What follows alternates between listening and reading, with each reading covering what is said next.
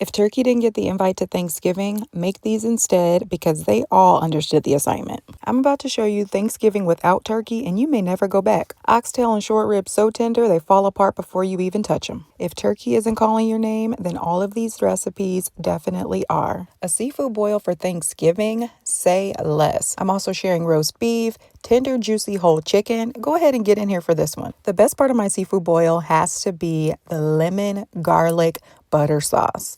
I'm going to boil my potatoes and corn and then combine those with the seafood and of course that butter sauce. Wrap these up in a bag and bake them. And then when they're ready, I'm going to drizzle them in more butter and also use them for dipping. You can also just make some crab legs and throw them on the grill. That's my favorite method for the holidays. Next, let's get into these short ribs. You have to sear them first to lock in those spices.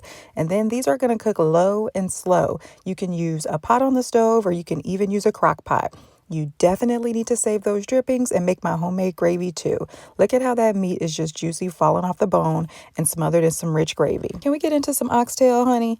I'm going to marinate and season these down. These also need to cook low and slow. You can use a pot on the stove or the crock pot. Here I smoked them first and then I finished them off in the crock pot until they were juicy, falling off the bone. Let's get into some chicken. This whole chicken is easier to cook than a whole turkey.